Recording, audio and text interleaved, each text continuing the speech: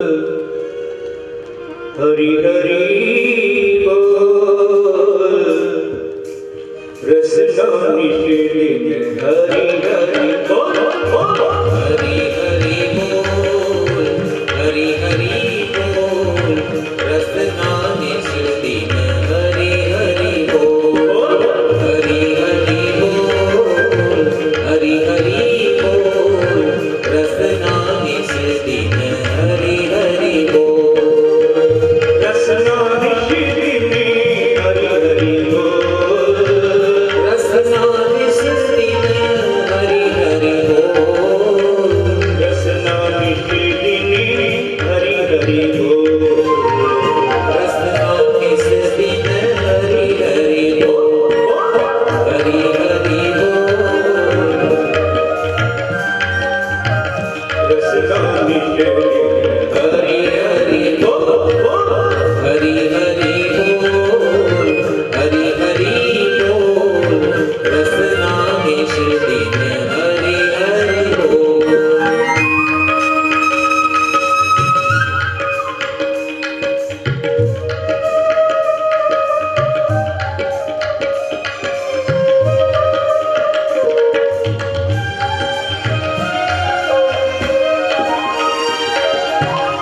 हरि का नाम बड़ा निरंजनी हरि का नाम बड़ा मनोरंजन पाप भवे दोष विभंजने पाप नाप भव दोष विभंजन हरि का नाम बड़ा अनमोल हरि का नाम बड़ा अनमोल रसना निषेध हरि हरि बोल रसना निषेध हरि हरि बोल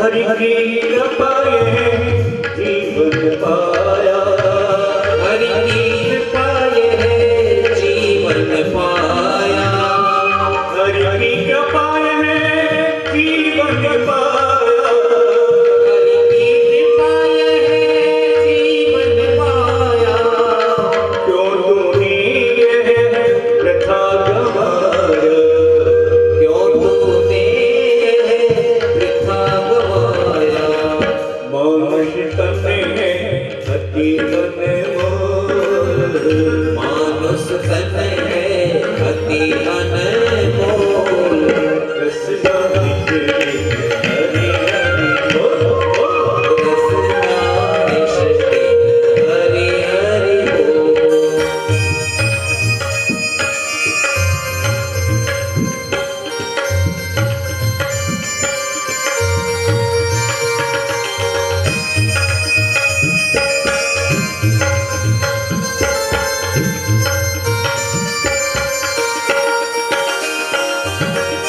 मधुर नाम की झरी लगाओ मधुर नाम की जड़ी लगाओ मधुर नाम की झरी लगाओ मधुर नाम की जड़ी लगाओ वैर द्वेष सभी दूर भगाओ वैर द्वेष सब दूर भगाओ और मिल मिल कर सभी हरि गुण गाओ मिल मिल कर सब हरि गुण गाओ पल चिन्ह चिन्ह हरि हरि बोल पल पल चिन्ह चिन्ह हरि बोल पल पल चिन्ह चिन्ह हरि हरि बोल पल पल चिन्ह चिन्ह हरि हरि बोल रसना निषेध हरि हरि बोल रसना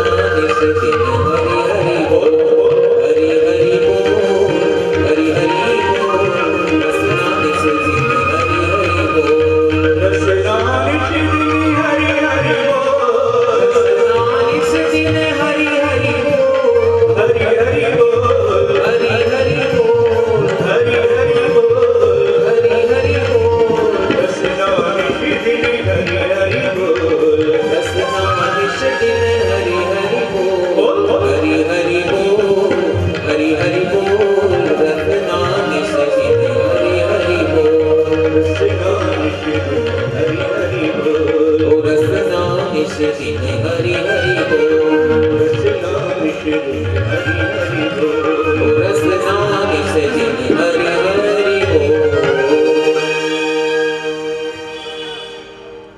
प्राचीन जितने भी संत हुए हैं, उन संतों के चरित्र में हमें कहीं भी यह पढ़ने को नहीं मिलेगा कि वो संत किसी गुरुकुल के अंदर शास्त्र पढ़ने के लिए गए हों। सूरदास जी महाराज किसी गुरुकुल में शास्त्र पढ़ने के लिए गए थे। मीराबाई किसी गुरुकुल में शास्त्र पढ़ने के लिए गई थी। तुकाराम जी, नामदेव जी, नरसिंहवाद, क्या वो किसी गुरुकुल के अंदर शास्त्र पढ़ने के लिए गए थे? कहीं नहीं गए। केवल उन्होंने प्रभु के नाम का आश्रय लिया, केवल उन्होंने प्रभु के नाम का जप किया, और प्रभु के नाम का जप करने पर उनका चित्त शुद्ध हो गया, और चित्त के शुद्ध हो जाने पर स्वयं आंतरिक स्फुरना से उन्हें ज्ञान प्राप्त हो गया था। पंडित और विद्वान तो शास्त्रों के पीछे दौड़ते हैं और शास्त्र संतों के पीछे दौड़ते हैं।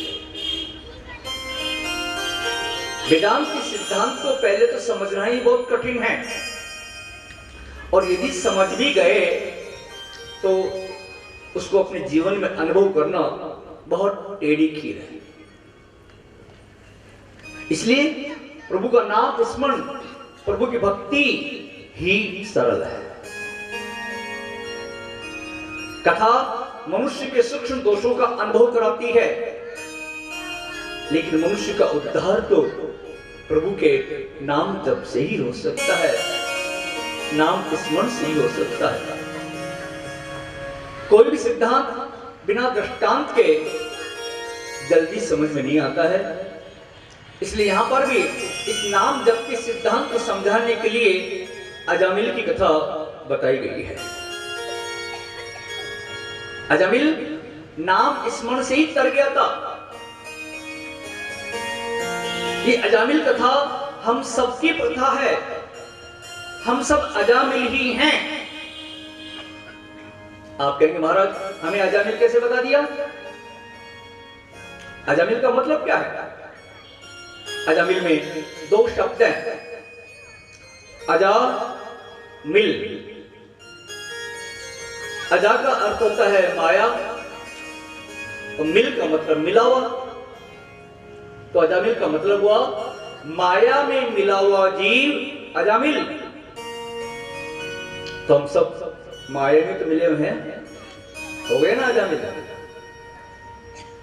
संसार में जहां भी जाओगे माया तुम्हारे साथ जाएगी, माया कहीं पीछा छोड़ने वाली नहीं है।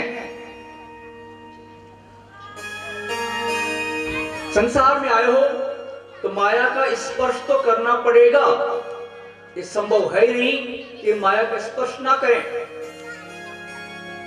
कोई व्यक्ति कोयले की खान में उतरे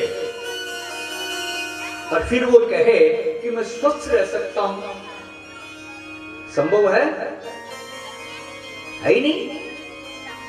कोयले खान में उतरने पर तो काला लगेगा, निश्चित रूप से लगेगा। ऐसे ही इस संसार में माया है तो माया का स्पर्श तुम्हें करना पड़ेगा। ये संभव है ही नहीं कि माया का स्पर्श ना करें। अब मनुष्य के जीवन में अग्नि के बिना कोई काम नहीं चलता है। यदि मनुष्य के जीवन से अग्नि को बाहर निकाल दिया जाए तो मनुष्य का जीवन अधूरा रह जाएगा। कुछ हो सकता है अग्नि के बिना? कुछ नहीं हो सकता। तो ये अग्नि मनुष्य के लिए इतनी उपयोगी है कि मनुष्य अग्नि को हाथ से तो नहीं पकड़ता, बल्कि चिमटे से पकड़ता है। और यदि अग्नि को हाथ से पकड़ लिया जाए तो अग्नि हमारे हाथ को जला देगी, और चिमटे से पकड़ेंगे तो अग्नि हमारे लिए उपयोगी बन जाएगी। इसी प्रकार इस संसार में माया है तो माया का स्पर्श तो हमें करना पड़ेगा, लेकिन अपने हाथ में विवेक रूपी चिमटा रख करके। ये विवेक रूपी चिमटा तुम्हारे हाथ में होगा और फिर तुम माया का स्पर्श करोगे तो माया तुम्हारा कुछ भी नहीं बिगाड़ पाएगी। वरना जिस प्रकार अग्नि को हाथ से पकड़ने पर अग्नि हमारे हाथ को जला देती है, इस प्रकार ये विवेक रूपी चिमटा भी तुम्हारे हाथ में नहीं होगा और फिर तुम माया का स्पर्श करोगे तो माया तुम्हारा सर्वनाश कर देगी। संसार में रहते हुए माया का त्याग करना संभव है ही नहीं। और माया इस संसार में केवल दो ही जगह पर रहती है, दो ही वस्तु में रहती है, कनक और कांता। धन में और स्त्री में, इन दो में माया रहती है। प्रयास ऐसा करना चाहिए इन दो के अंदर मन फंसे ना, इन दो के अंदर मन आसक्त ना हो। जिसका मन इन दो से हट गया वो माया से निर्लिप्त हो गया। अजामिल शुरू में तो मंत्र वेत्ता, सदाचारी, पवित्र व्यक्ति था।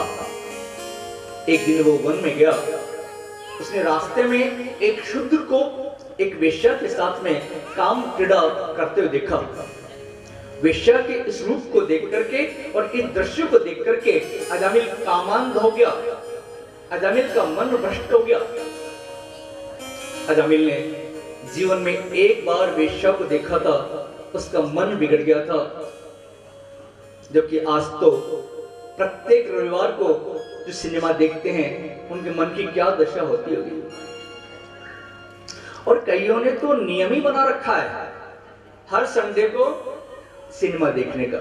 तो महाराज महीने में 4 दिन तो मिलते हैं, बाकी 26 दिन तो ऐसे मशीन की तरह कामों में बिजी रहते हैं कि सुबह से रात के 11 कब बजते हैं पता ही नहीं चलता। इस संडे के 4 दिन मिलते हैं, 4 दिन तो एंजॉय करें, 4 दिन तो मनोरंजन करें। हर संडे का नियम है सिनेमा देखने का।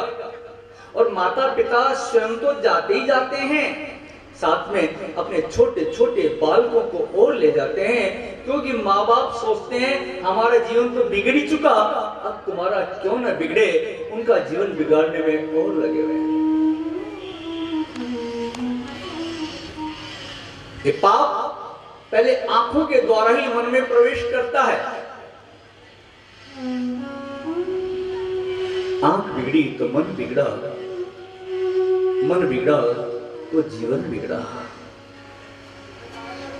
इस काम को तुम आंखों में नहीं आने दोगे तो मन में भी नहीं जा पाएगा।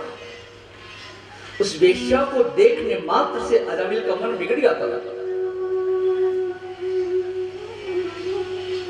इसलिए ध्यान रखना मेरे भाई बहन, बिना कारण किसी को मत देखना, बिना प्रयोजन किसी को मत देखना।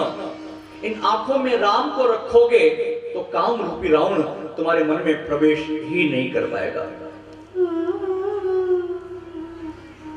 कामान अजामिल उस वेश्या को समझा बुझा करके अपने घर ले आया, पापाचार करने लगा। एक बार उस साधु महात्मा घूमते घूमते अजामिल के घर आए। वेश्या ने उन साधुओं को अन्न दान किया। साधुओं ने रसोई बनाई, भोजन किया। वेश्या के कहने पर अजामिल उन साधुओं को प्रणाम करने के लिए आया। उस समय वेश्या गर्भवती थी। साधु ने आशीर्वाद दिया, तेरे यहाँ एक पुत्र का जन्म होगा, उसका नाम तू नारायण रख देना। अजामिल बोला, महाराज मेरे पुत्र का नाम नारायण रखने से आपको क्या लाभ है? आप मेरे पुत्र का नाम नारायण क्यों रखवाना चाहते हैं? साधुजन कहते हैं, हमारे प्रभु का नाम नारायण है। इन नारायण नाम सुन करके हमें बड़ा आनंद होता है। अजामिल बोला, ठीक है महाराज, आप कहते हो तो मैं मेरे पुत्र का नाम नारायण रख दूंगा। समय आने पर अजामिल के यहाँ एक पुत्र का जन्म हो गया।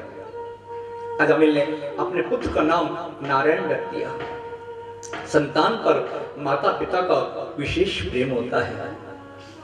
अजामिल का भी अपने पुत्र नारायण पर विशेष प्रेम था। अजामिल दिन भर किसी न किसी बहाने से अपने पुत्र नारायण को पुकारता रहता था, नारायण यहाँ आना, नारायण वहां जाना, नारायण ये करना, नारायण वो करना। इस पर नारायण नारायण नारायण नारायण, ये नारायण नारायण पुकारने की अजामिल को एक आदत बन गई थी। अतिशय कामी व्यक्ति, अतिशय पापी व्यक्ति अपनी पूरी आयु जी नहीं पाते हैं। अजामिल के भी जीवन के अभी तक 12 वर्ष बाकी थे, उसको लेने के लिए यमदूत आ गए। उस समय अजामिल अपनी आदत के अनुसार अपने पुत्र नारायण को पुकार रहा था। नारायण नारायण पुकारने पर उसका पुत्र नारायण तो वहां नहीं आया, लेकिन प्रभु नारायण के दूत वहां पर आ पहुंचे और उन यमदूतों से कहने लगे, इस अजामिल को छोड़ दो, इसको जीने दो। यमदूत कहते हैं, ये अजामिल जीने लायक नहीं है, बहुत पापी है, इसने बहुत पाप किया। विष्णु भगवान के दूत कहते हैं, ये सच है कि अजामिल ने बहुत पाप किया है, लेकिन इसने नारायण नारायण का नामोच्चार करके अपने पापों का प्रायश्चित भी कर लिया है, इसलिए इसको जीने दो, इसके जीवन के अभी 12 वर्ष बाकी है। यमदूत कहते हैं, इसने वो नारायण नारायण वैकुंठवासी नारायण को नहीं पुकारा, बल्कि अपने पुत्र नारायण को पुकारा है। विष्णु भगवान के दूत कहते हैं, ये सच है कि इसने अपने पुत्र नारायण को ही पुकारा है, लेकिन चाहे जाने में चाहे अनजाने में किसी भी बहाने इसने प्रभु नारायण का नाम उच्चार तो किया, जैसे कि हमारा